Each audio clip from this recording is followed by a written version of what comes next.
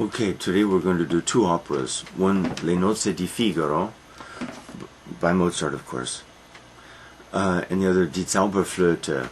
The one is in Italian, the other is in German. Both have very complicated, unnecessarily complicated plots. And these are weaknesses of the dramas, respectively, but both have the greatest, or almost the greatest, music in opera imaginable. Because in the end, Mozart is the king of opera. Opera was the ideal vehicle for him. It conveyed more of his personality, more openly, more... that's hard to say, but opera, of course, has the advantage of visible spectacle, acting, plot, characters, singers who can show nuances by the human voice, so that the human voice becomes another instrument. So for most people, and I think in the end for everybody, opera was the ideal vehicle, the ideal form for Mozart. Okay. Then too, we've discussed a couple of things before. He had the partnership of a librettista, a man who wrote the libretto. Libretto simply means little book. In other words, the text, the script, the words. He had probably the greatest of all, Lorenzo da Ponte, a priest, an Italian priest, who was so witty and so brilliant. And as I mentioned before, after this, the date, by the way, for Le Nozze is 1786. Mozart died in 1791. After this time, things went badly for many people. Da Ponte went to the United States and became, I guess, the first professor of Italian literature at Columbia. Wow. And he lived a long time. Okay, but here we are. He's the librettista of the three greatest libretti, this you have to say. Don Giovanni, greatest of all in my opinion. Le Nozze, close second. And Così fan tutte, which is wonderful too. So that partnership is the most fruitful and the most wonderful in opera, most wonderful imaginable. But there are limitations. The plot of Le Nozze is severely limited, and I'll show you why. To try to tell the story in all of its intricacies, this author who wrote 100 Great Operas, Henry Simon, act-by-act synopses. I just had a quick look at him, at his account of these two. Act 4, which is very complex, as he says. To Act 4, he gives a little more than half a page. That's like saying, I give up. It's impossible. I don't even want to summarize it. But it's a real weakness of his book, too, because the music of Act 4 is possibly the greatest of all music, with Aida, I think. Don Giovanni, have to talk about Aida sometime, too. The music of Act 4 is the pinnacle. It couldn't be better. And he devotes 3/4 of one page, 2 paragraphs, to trying to summarize it. Sorry, that's bad. But I agree with him. It's so convoluted and so complex that it's very hard to tell. And I can't tell it in detail. So I won't even really try. Okay. The opera opens with a famous overture music, which is often a concert piece. Should be too. It's wonderful. Now, you should know two things. First of all, the play Le Nozze di Figaro is based on the French play Le Mariage de Figaro by Beaumarchais, Frenchman in Paris. He wrote some others too, some other dramas. He was not writing for opera, he was writing for the stage, just drama. He was very successful though. He was kind of an adventurer who took advantage of the mood in Paris, I think. After all, in 1786, we were 3 years away from the French Revolution. 1789, July 14th, one of the most important dates for students to remember. The mood was certainly anti-aristocracy, if not anti-king. Now, the anti-king, of course, no one would dare directly express, but anti-aristocracy, yes, many dared to express it. In fact, some aristocrats expressed it. So this play was a little bit inflammatory, and we know from Amadeus that the emperor didn't want to let Mozart put on this play, and other aristocrats in Vienna now, of course, didn't want him to do so either. He insisted that it wasn't political, but it, of course, it implicitly implied political. And Mozart was either naive or disingenuous, pretending not to understand. What is political? I don't think he was naive. So he knew what he was doing, but he had a text. For an opera composer, imagine the importance. It's like for an actor, famous actors complain all the time about being unable to find texts, find scripts. A famous American actor, say a Jack Nicholson or Tom Cruise, or you choose, Mel Gibson. Apparently they look for scripts all the time. Because why? Because they need to act. They need to make films to make a living, and it's what they do and what they probably love to do, and I'm sure they do. But the difficulty is to find a great script. The same it's always been. It's a perennial problem. So Mozart had to take what he could get. He and Da Ponte teamed up on this opera. Okay, 1786. Now, the other thing I have to tell you is, let's see now. Oh yeah, a famous opera about Figaro preceded this one. In this case, it followed this one. Here's the problem. 1786, The Marriage of Figaro. 1814, when? I'm not sure. 1814, I'm going to guess. Just Figaro. By Rossini, Gioacchino Rossini. Wonderful opera, still famous, and many Koreans have heard songs from it too. Okay,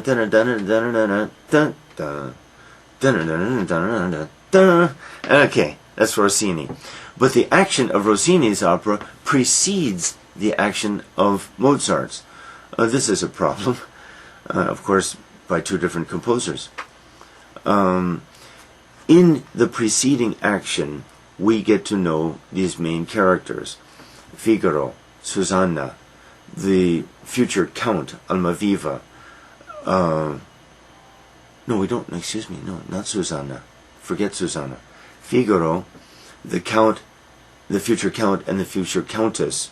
But also Dr. Bartolo, and a couple of these other characters. Okay. Really, the story of Figaro is more amusing, more fun than the story of The Marriage of Figaro. But these two complications. Okay, let's begin. Beaumarchais wrote plays about both actions.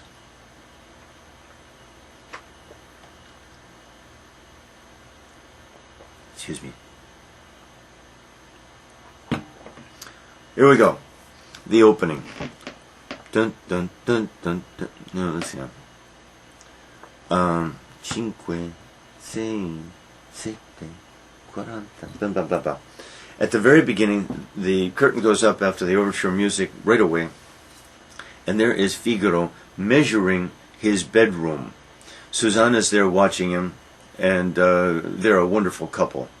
Both very witty people, and that's part of the point. They are so witty, so charming, that they imply a statement against the aristocracy, just by their wit and charm. Why should there be an aristocracy? How can there be any aristocracy that doesn't include them? One might almost ask. Okay, measuring the bedroom and measuring the bed. Now, where is this bedroom? Adjoining a DJ, adjoining that of the bedroom of the Countess and the Count. How wonderful. The Countess and the Count have their big room, and their most important trusted servants, Susanna for the Countess, Figaro for the Count, are right there so that the two aristocrats can call for their main servants at almost any time. And Susanna begins to mock Figaro. Well, it's not. One realizes that it's not easy to mock a Figaro. Figaro is so sharp, but Susanna is sharp too, and she can mock him. Really, it reminds one a lot of Penelope and Odysseus in Book 23, when she outsmarts Mr. Smart with the trick about the bed. Kind of similar, and here we have a bed too. Interesting. Da Ponte, who was certainly a literate priest, knew this too, and really his audience was quite literate too. That of Vienna, aristocrats, sharp people, used to high level of entertainment. Excuse me. Susanna mocks Figaro. Now I better pick up the pace here because we're doing two. Okay. And she makes him realize that maybe the Count has reasons of his own for wanting to have the servants there. Maybe it's not Figaro he wants to have there. Maybe it's Susanna he wants to have there. Figaro is no fool, and he's not tremendously shocked by this, but he realizes, of course, Susanna must be right. And of course, he has been trying to seduce Susanna. So, famous aria, Se vuol ballare, signor Contino, papa. If you want to dance, little Count, Figaro will outsmart you. And then it ends with this resounding ta-da! The game is on. But a game like this, okay, it is a game. It's a complex matter, but anyway. In this game, the Countess will be involved. Now, the relationship between the Count Almaviva and the Countess, the former Rosina of the earlier story, later opera, is complex too. The story of Figaro, just the opera about Figaro, was about the Count's winning her hand, and he loved her, and this even implies a whole attitude toward marriage that I suppose is implied even in the institution of marriage. That is, let's put it from a male point of view, men are hot, heated in courtship and wooing, but cool in the sequel as time goes by. Well, not much time has gone by, and the Count is already kind of cool, and is already looking around and trying to find other playthings, let's say. Terrible word about women. Okay, and Susanna is so charming, so cute, so a superior plaything, let's say. Okay, so the game begins. Now, other characters enter. We have a series of hidings. That is, the Count comes to talk to Susanna, but then the Count even has to hide. And then Cherubino is a boy servant. but he's related to Rosina, so he is almost an aristocrat. And he is charming, but first of all, his role must be played by a woman because it's a soprano role. He is a boy, 16, 17, who has suddenly become very interested in women himself. So a little bit innocent, but only a little bit. And he comes in and out of things because he wouldn't. He even plays with his cousin, but that's play. But he's certainly interested in any other woman, including even the Countess. Whoa! Now, Rosina the Countess. She becomes the melancholy woman.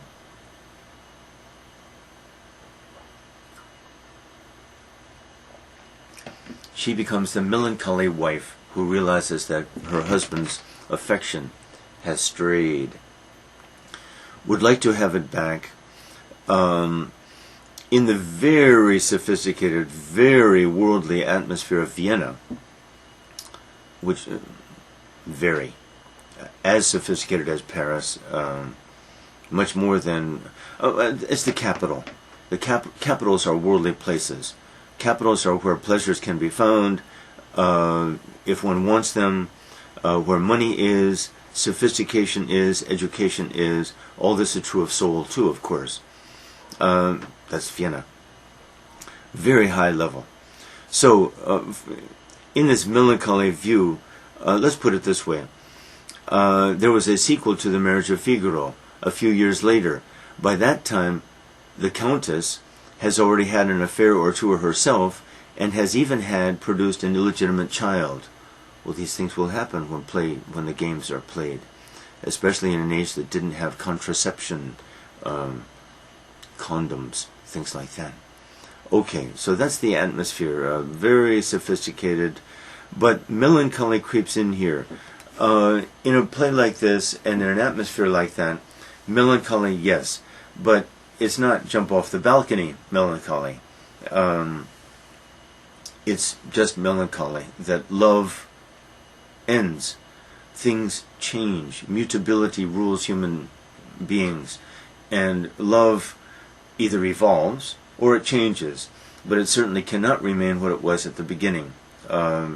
Simply by dint of physical changes that the two bodies undergo. So the Countess is a melancholy creature, a little bit, but she's also joyful too.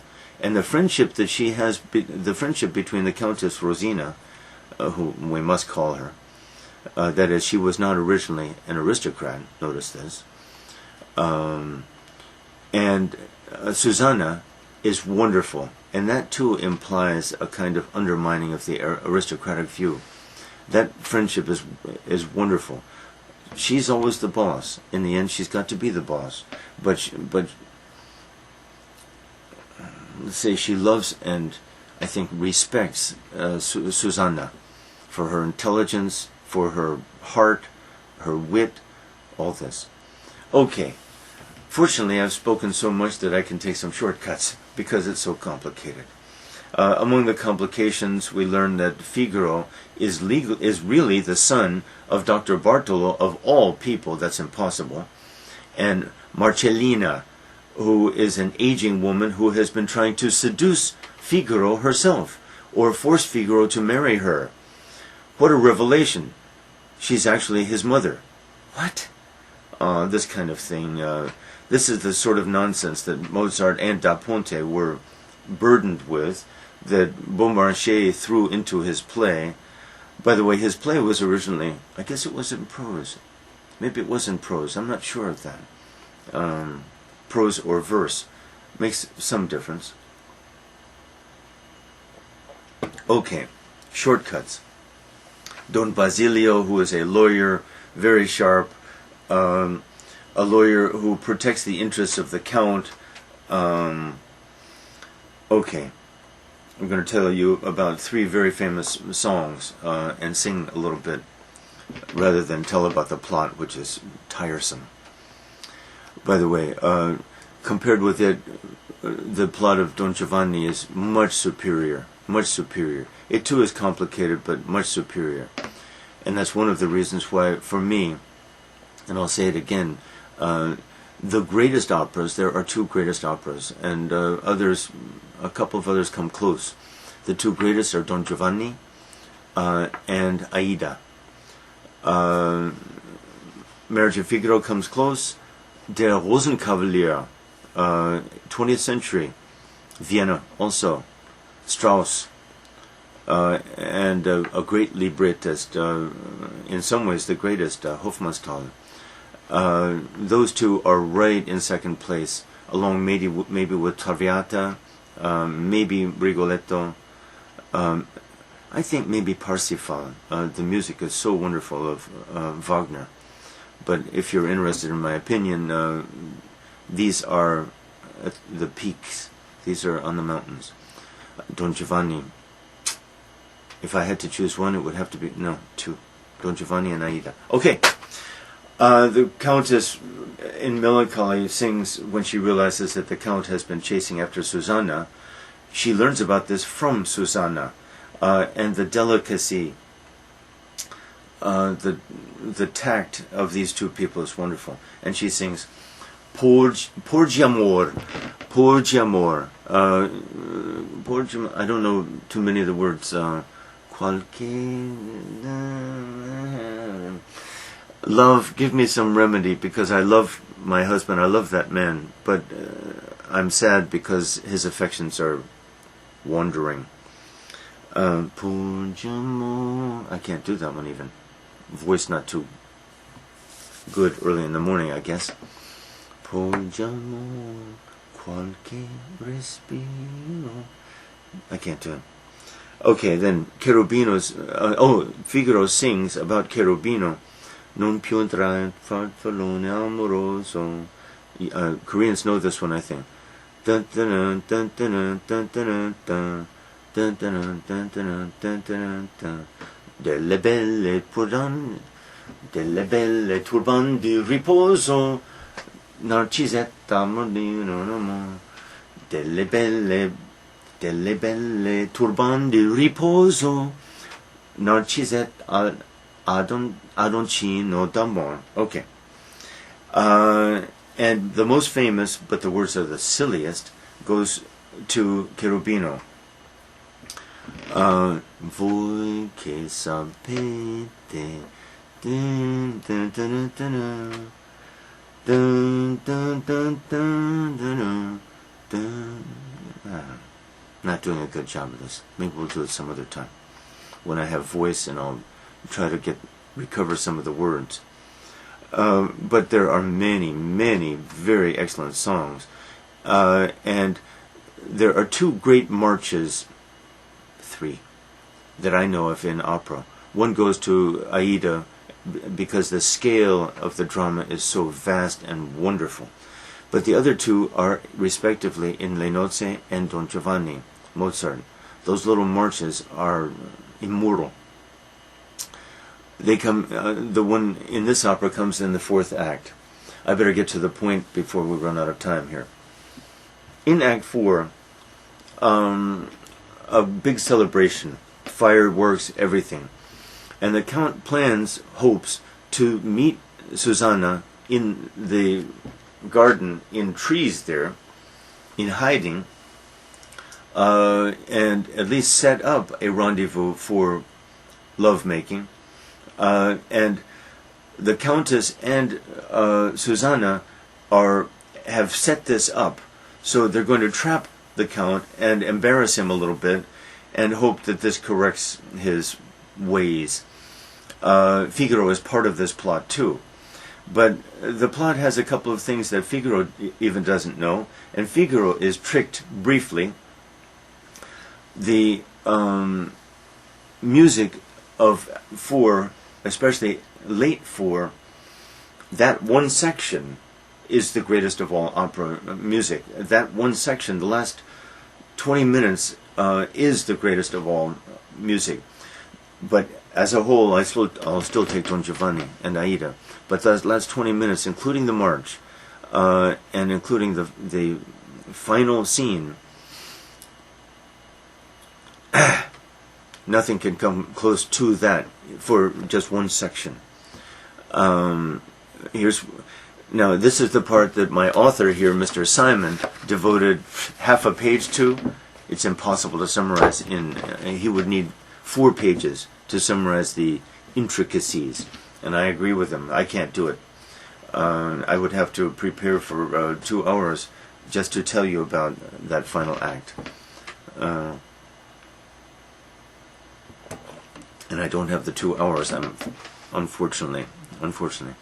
Okay, but they're in the garden, it's night, we have the wonderful march scene, the celebrations, the secrecy, ducking in and out of the woods, and all that.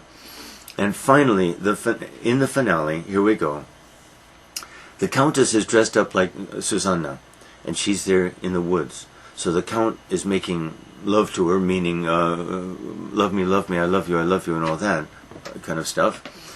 But he's doing this to his own wife, not knowing it, of course. Susanna's in disguise too, and fools Figaro one time, but then Figaro sees through it, and that's wonderful too. This is rough. This is a little rough, but fortunately I don't remember details, so I probably will not break down. If I did, I would. But what happens is, the Count finally realizes, and everybody else does too, that he has been tricked. He has been tricked by Susanna, and by the Countess, and by Figaro too. And he begs for forgiveness.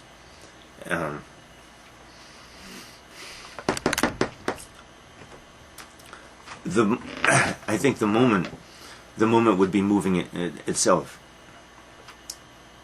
but the music is unsurpassable.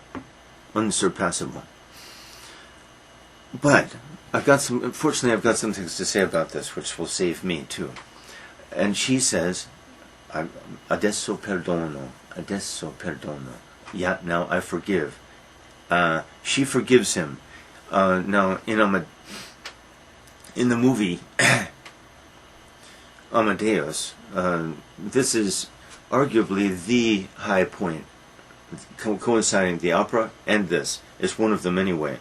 And it's clear that the makers of Amadeus regard this the same way I do, the same way anybody does. Unsurpassable.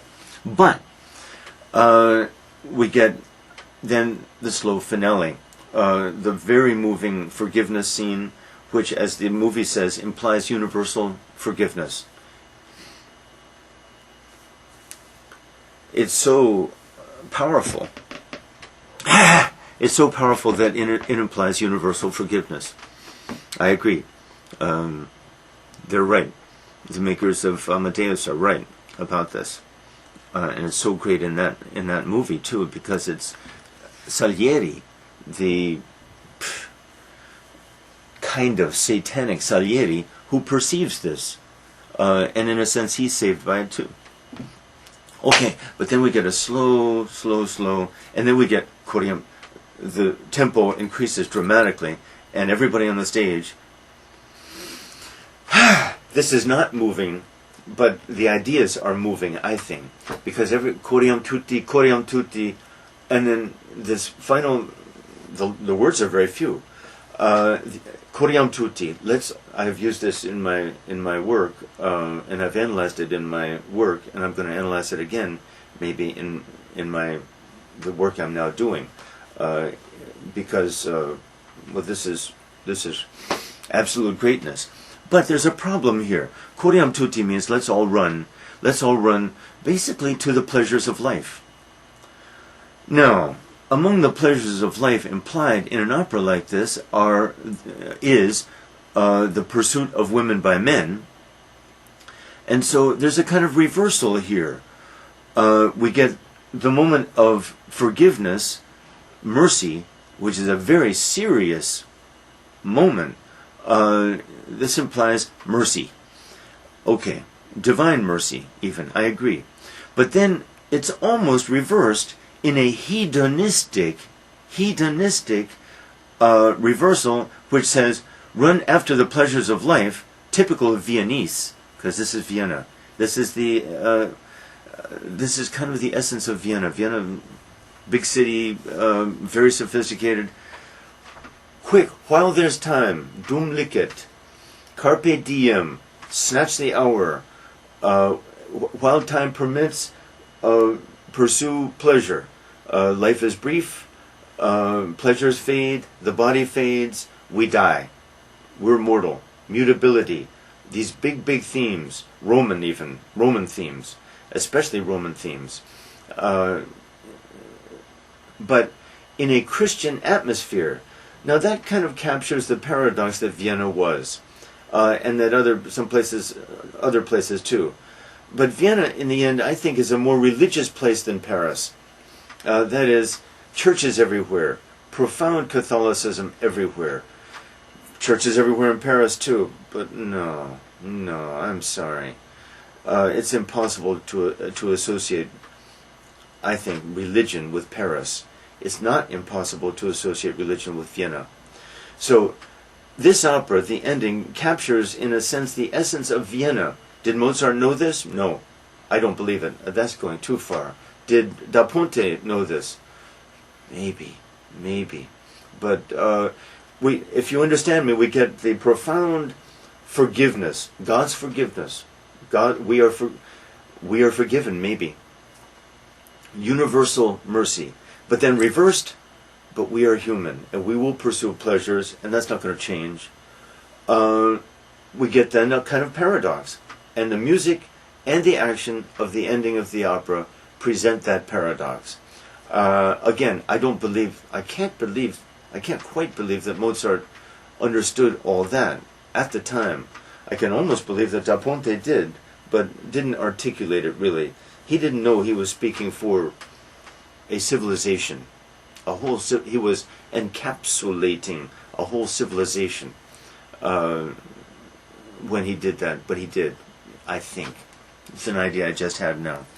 But the ending is a little bit disturbing, looked at seriously, because the forgiveness scene is so serious, is so profound. And then it's as if Mozart and Da Ponte said, well, let's not get too serious. In the end, this is a comedy.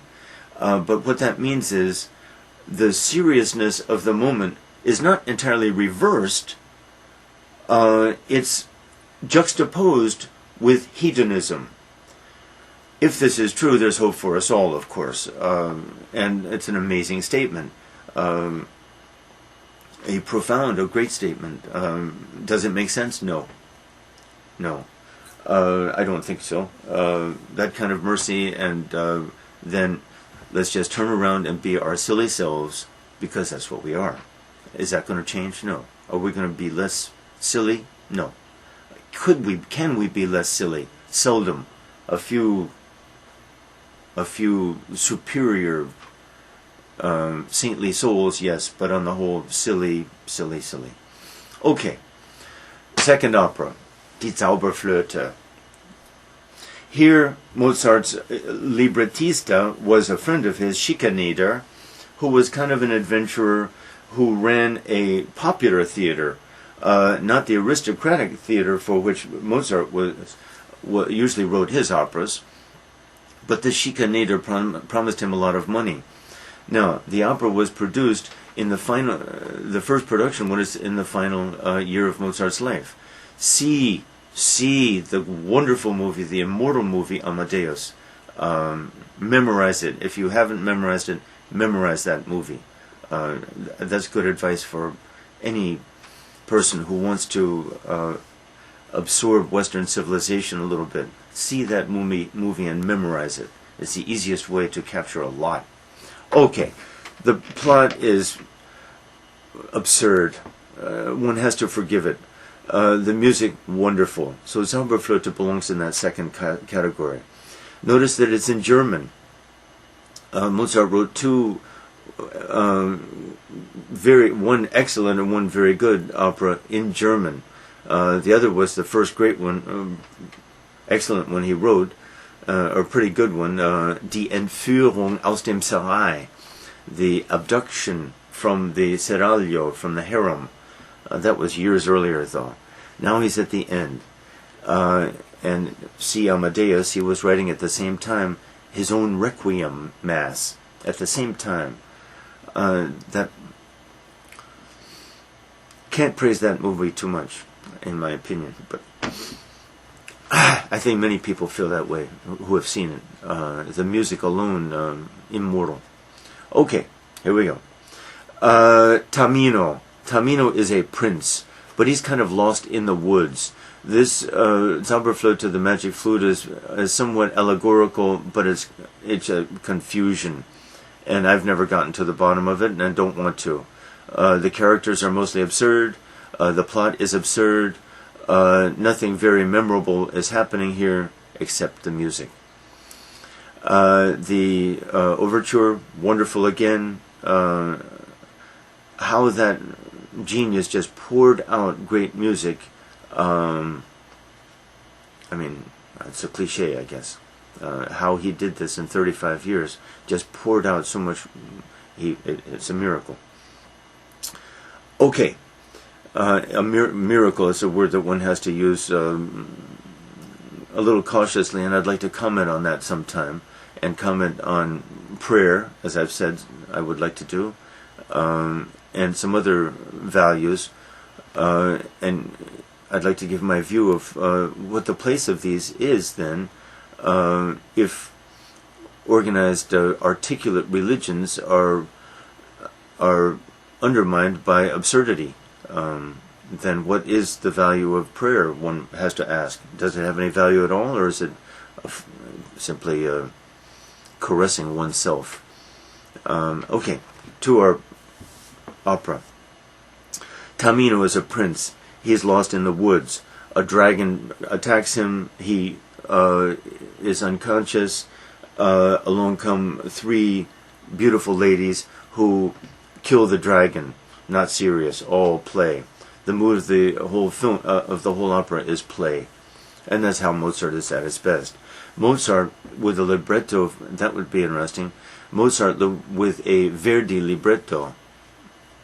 Verdi should have written more comedy too. That would have brought out his genius, but Mozart never had a serious libretto. It would be interesting to imagine, but I think no, forget it. Forget it. Mozart was in Vienna.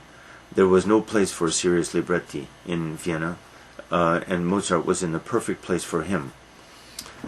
Zauberflöte. He sees the picture of a princess, Pamina. That's her name, right? I kind of mixed it up. Let me see. There's no. Just a second. Magic. Just before, huh? Excuse me. Anastatos Pamina.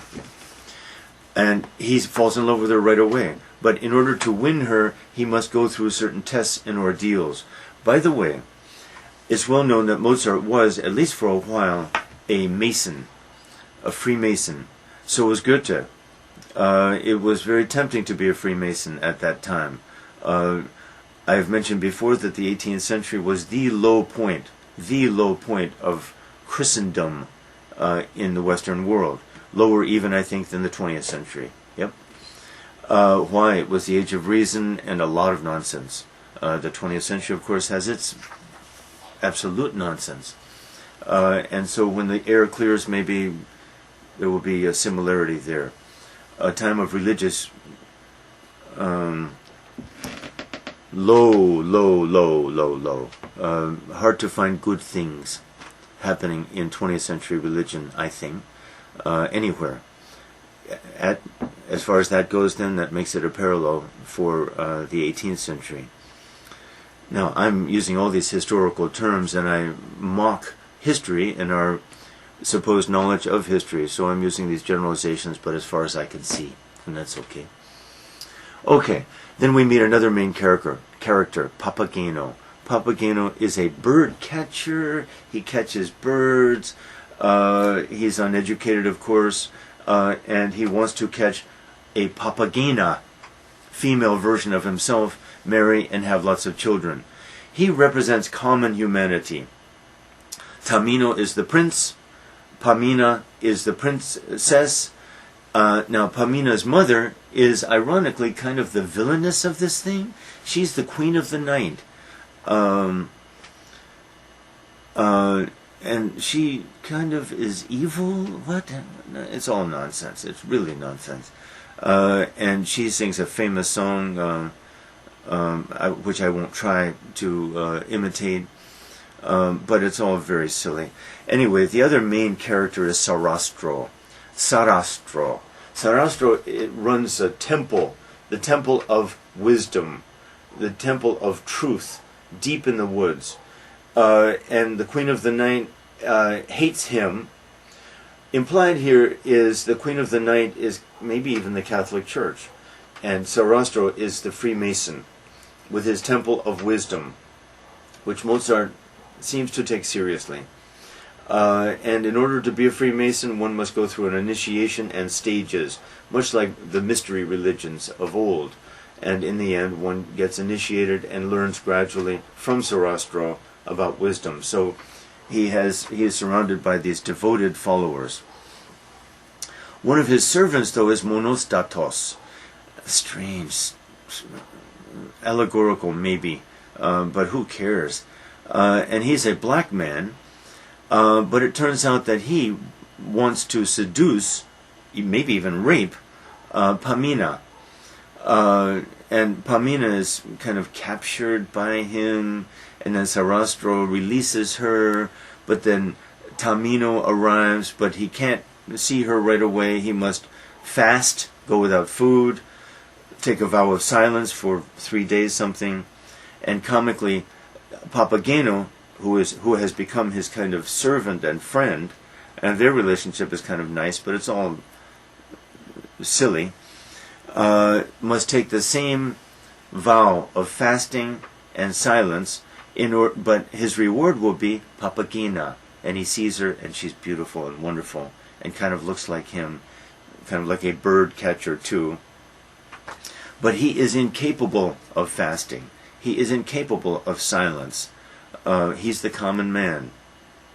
Now, of course, all of this is a little bit silly.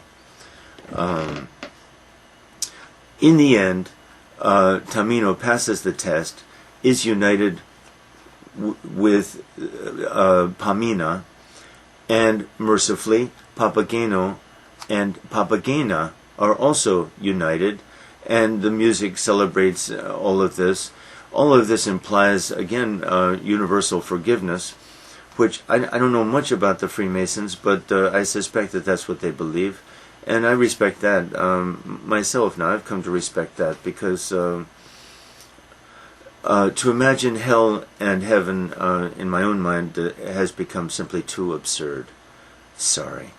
God is up there keeping score, checking off good, bad, keeping a scorecard, and if the scorecard goes this way, then eternal bliss, and if it goes this way, eternal damnation, or with the Catholics something in between, the purgatory, in which a purgatorial state, let's say, in which we are cleansed to become worthy of eternal bliss. The whole thing is just too, frankly, too absurd. The scorecard. All of this is immensely flattering to believers, because what believer doesn't think that he is saved? And what believer isn't quite sure that those who don't share his belief are damned? The vanity and the silliness and the immorality of that system, the immorality of that hypocrisy is just too overwhelming. I mean, it's embarrassing. I think people who believe in heaven and hell should be embarrassed. But really, I think they are embarrassed. This is more disingenuity, because they know it's absurd. But they want to believe it because they claim to want to believe in morality. Oh my God. And this, I'm going to digress to Nietzsche here a little bit. Here's Nietzsche with his so well-known, partly, obscurely, theory of God is dead, therefore all is permitted. I take this to be fundamentally silly. I assume now Nietzsche is one of the sharpest people who have ever lived. Nietzsche, as a young man, before he went to this God is dead crap, there is no person who could have been more intelligent than Nietzsche. I believe that. But then he fell into this stuff. The Superman, the Übermensch, who is not really, who is superior because he can accept the fact that God is dead. He can accept the worst truths, God is dead, and der ewige Wiederkehr, eternal recurrence, that is, this life is being lived not just once, but over and over again for eternity. Now, Nietzsche dramatized himself. He felt immense self-pity as his health, I really don't blame him, I would too.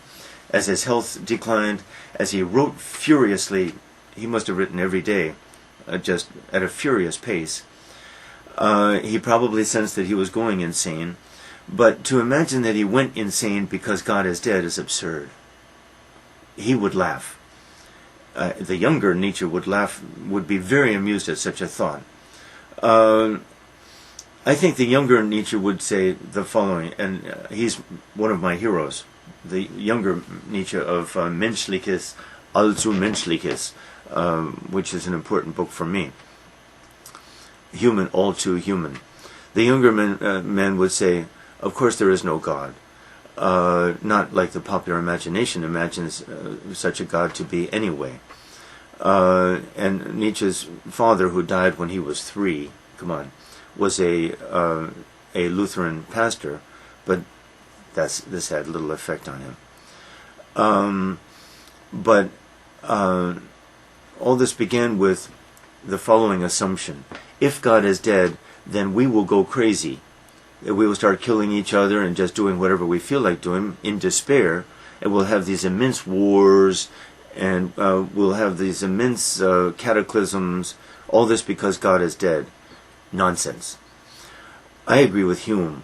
Morality does not exist because of God. People feel they need God to assure some kind of obscure moral values, like some 10 Commandment, as if it took God to come up with the idea of thou shalt not kill or commit adultery, this mainly to protect the institution of marriage, this mainly to protect the very important institution of raising children. No, morality does not require God. In fact, it never has. I don't think it ever has, and it never will. Morality is a practical affair, as Hume says, and God or no God, we need morality to assure the possibility of society.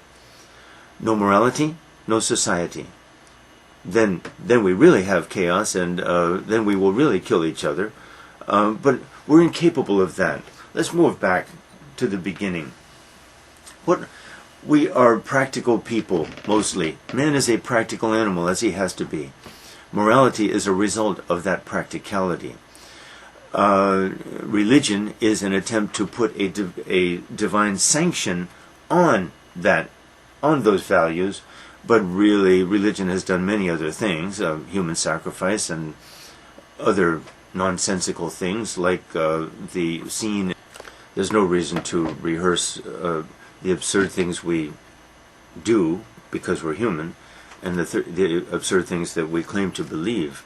But in my opinion, when Nietzsche said that soon we will realize that God is dead, that we have killed God, which implies that maybe a God exists, and I think Nietzsche would accept that too, but utterly unknowable and organized religions, just like I say, are full of absurdities. We know that. So let's not get into that. But I'm glad I got into that subject, this God is dead theme. Poor Nietzsche, dramatizing himself, desperately lonely,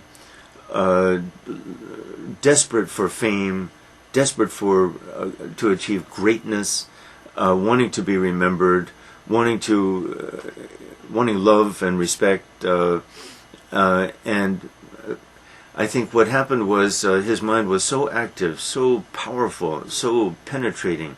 He said so many intelligent things during those early times, but he realized he doesn't have a coherent view that is associated with his name. And so in Zarathustra, which is claimed to be his masterpiece, I haven't read it all. I don't think I would regard it as such. Then he starts to come up with a number of ideas that are unfortunately associated with his name. Superman and God is Dead. The great Nietzsche is the earlier Nietzsche, who is a mine of insight and intelligence, which is unfortunately associated with, I think, silly ideas and untenable, indefensible, which the younger Nietzsche would have laughed at. The younger Nietzsche, I hope this is never said of me, but maybe, the older cook laughs at the younger cook. I don't think the younger cook could laugh at the older cook, I don't know. But the younger Nietzsche would certainly have laughed scornfully, disdainfully at the older Nietzsche and these conclusions, because the younger Nietzsche knew that all conclusions are nonsense, are just silly nonsense, self-deception. Okay, sorry, I'm getting on that theme again, but how did that get into Zauberflöte? Again, I think I've said all I have to say about it. What songs? Oh boy. A lot of nice music. Now, one difference is that, one formal difference that I'd like to tell you about, that's worthy of mention. The other operas, Don Giovanni, Le Nozze, Così, all the earlier operas are full of recitativo, and aria. Recitativo, aria. Recitativo is talking, conversation, but they converse in music, as in traditional opera. Aria is the set song, whether a solo or a duet or a trio or a quartet or a quintet, blah, blah, blah.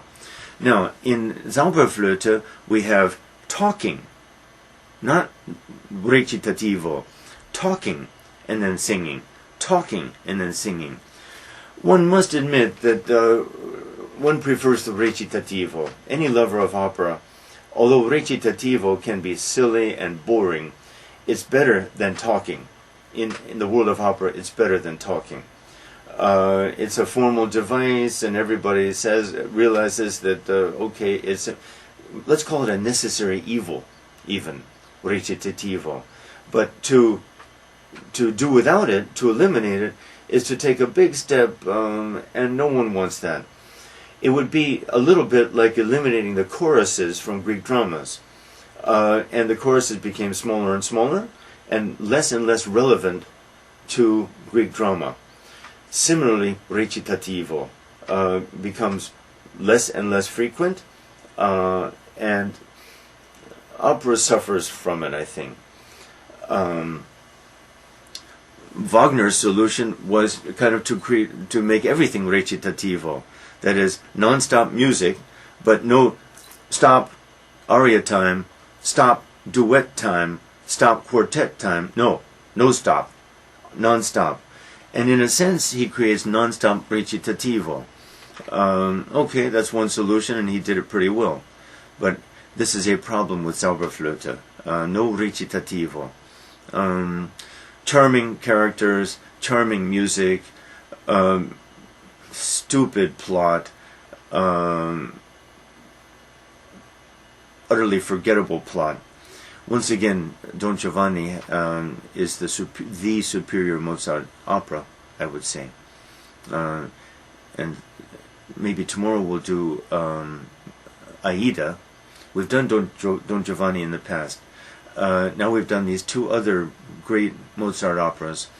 And so maybe tomorrow we'll do Aida, wonderful Aida. And I'll try to tell you why I think it is at the top of the world, along with Don Giovanni. Okay, thank you.